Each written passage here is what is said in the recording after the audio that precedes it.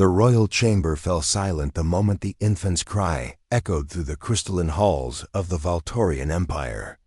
Courtiers leaned forward, their iridescent robes shimmering under the light of 3 suns streaming through the palace windows.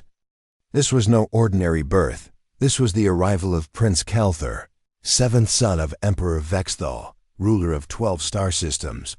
But when the imperial physicians lifted the newborn into the air, gasps rippled through the crowd. He was small, impossibly, embarrassingly small. Among the Valtorians, a warrior race known for their towering stature, their strength capable of bending steel, their presence commanding entire fleets, Prince Calthur was no larger than a human infant. His siblings had all been born the size of Earth toddlers, their muscles already defined, their eyes sharp with predatory intelligence. Calthur's eyes were sharp too, but his body? Fragile, weak, unworthy. The Emperor's face hardened. He turned away. Without a word, the Empress wept quietly, but she did not reach for her son. And in the back of the chamber, the court nobles whispered. Some laughed, others shook their heads in pity. A runt. Defective. The bloodline is tainted. Within hours, the decision was made. Prince Calthur would be sent away, far away, to a backwater planet where no one would know his name or the shame of his existence could be buried beneath. Light years of distance. They chose Earth. Not the glittering cities, not the centers of power, a remote farm in the middle of nowhere, where a human farmer named Thomas Grayson lived alone, tending to his crops and asking no questions. The Imperial transport landed under cover of night. No ceremony, no guards. Just a cloaked ambassador who handed Thomas a small bundle, a data ship, and a bag of currency that would keep him comfortable for years. Raise him, the ambassador said coldly. Keep him hidden. If anyone asks, he's your adopted son. You will be compensated handsomely. Fail, and you will be erased. Thomas looked down at the bundle. 2 enormous eyes stared back at him, eyes filled with confusion, fear, and something else. Intelligence. The ambassador left without another word. Thomas stood there in the dark, the cool night breeze rustling the cornfields around him. He was 53 years old, widowed, childless. His life had been defined by routine, by the rhythm of planting and harvest, by the quiet loneliness of a man who had lost everything that mattered. And now, he held an alien prince in his arms. He looked down at Calthur again. The infant didn't cry. He just watched. Well, Thomas muttered, his voice rough. Guess it's you and me now, kid. The years passed quietly. Calthur grew, but not in the way his people expected. He remained small by Valtorian standards, at least. By the time he was 10, he stood no taller than an average human child. His frame was lean, his strength modest. But his mind? His mind was extraordinary. Thomas noticed it early. The boy absorbed information like a sponge. He taught himself to read English in 6 months. By age 7, he was reading Thomas's old agricultural textbooks and correcting them. This crop rotation method is inefficient, Calthur said one evening, pointing at a diagram in a faded manual. You're depleting the nitrogen too quickly. If you introduce a legume cycle here and offset the planting periods by 3 weeks, you could increase yield by 30%. Thomas blinked. You're 7. I'm also right. Thomas tried it. The next harvest was the best he'd had in 20 years. Calthur didn't stop there. He began experimenting cross-pollinating crops, adjusting soil pH levels, designing simple irrigation systems using salvaged materials. He turned Thomas's struggling farm into a model of efficiency, but he never boasted, never sought recognition, because deep down, Calthur knew the truth. He was a mistake, a failure, a prince without a throne, without a people, without worth. The only person who had ever looked at him and seen potential was Thomas. One night when Calthur was 12, He sat on the porch steps beside Thomas, staring up at the stars. "Do you ever think about them?" Thomas asked quietly. "The Valtorians? Your family?" Kelthar was silent for a long moment. "They didn't want me," he said finally. "I was too small, too weak. In their eyes, I wasn't worth keeping." Thomas took a slow sip of his coffee. "Well," he said, "they're idiots." Kelthar glanced at him, surprised. "You know how many people would kill for a brain like yours?" Thomas continued. "Strength fades, kid. Size doesn't mean a damn thing if you don't know what to do with it. But you've got something better. You see problems nobody else sees. You solve things nobody else can." Kelthar looked down at his hands, small, slender, weak. "You think I'm worth something?" Thomas set his mug down and looked at the boy, his boy, in every way that mattered. "I think you're worth everything." Kelthar didn't cry.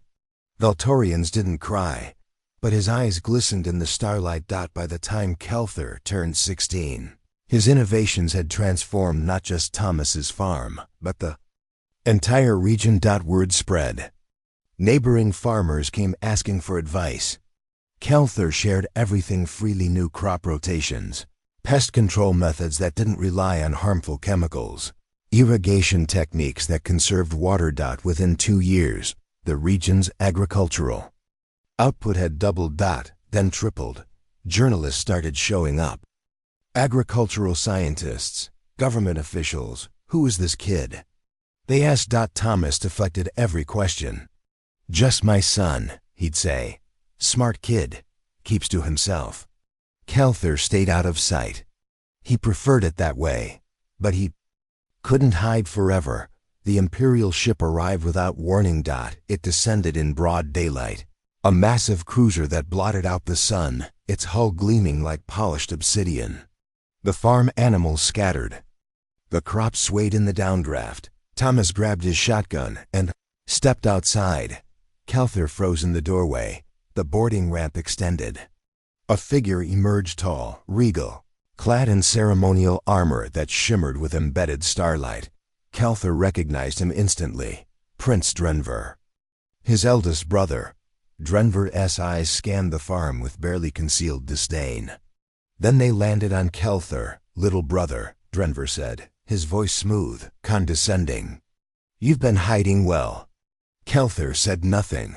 Drenver descended the ramp, flanked by 2 Imperial guards. He stopped a few paces away, towering over Kelthar by nearly 2 feet. "The Empire has need of you," Drenver said. "Your innovations have reached our ears.